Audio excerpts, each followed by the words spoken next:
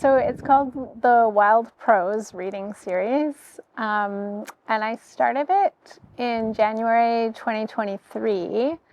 And the reason I started it was because an author, Keisha Van Schaik, she from Montreal, she was going to be here and she wanted to do a reading with me, but none of the bookstores would have us. It was kind of like we were kind of still coming out of the pandemic, so that was part of it. But I just thought, okay, well, let's just do something ourselves. And at the time, I was dating someone who owned a hair salon, so we just did it in the hair salon, and it worked really well. And I thought, like, let's do this, because before the pandemic, I would go to readings all the time. Like, that was like the majority of my social life. And then I really missed it. And I thought it seemed like none of the bookstores were really getting back into it at the time. And I was like, well, I'll just do it. I'll just make it happen. Yeah. So, and here in Victoria, we have Planet Earth Poetry. It's been like a long-standing weekly but poetry series just for poetry. So I thought I'll do something for prose. Not as frequent, because they have a whole board and volunteers. It's a bigger thing. This is just me doing it. So yeah, I've been doing it 3 or more times per year since January 2023. I am thinking of moving it to the bookstore where I currently work. It's called Books and Shenanigans in Cook Street Village. We do a lot of book clubs at the bookstore, and the owner is super into building community, and she recently took over an apartment that was attached, like it's in the same building as the store, so it's attached to the store. And we do the book clubs in there, and I think in the fall I'll start doing my reading series in there. So it'll be free, which means, like, right now I charge $5 at the door, and after I cover my costs, I split the money between the authors, but it ends up being like, $20 each or something. But now I won't have costs, so I can pay the authors more. I had I did a launch party, but that was all I did, like, in terms of readings or anything for the book. I remember the launch party I threw was November 4th, and like literally right after that, it was like we were in complete lockdown, where like if I'd done it a week later, it wouldn't have happened. So that was cool. But yeah, everyone was at like tables, distanced, all that sort of thing. It was fun. We did music bingo. I wanted it to be a dance party, but that was not allowed. Yeah, it won. I'm actually wearing my ring. I didn't mean to put it on the finger. I shouldn't. Yeah. What is that ring? So that's the Relit ring.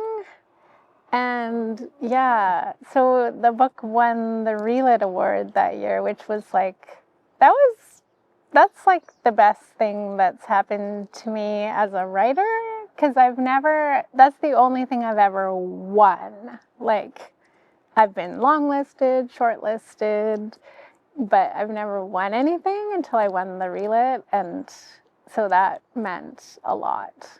Yeah. Even though I'm not sure, like, in terms of the book buying public, I don't know how many people noticed the Relit Award, but it meant a lot to me that my book spoke to whoever made that decision, even if it was just one person. Like, that still meant a lot to me. So I actually have a manuscript that I'm trying to sell right now.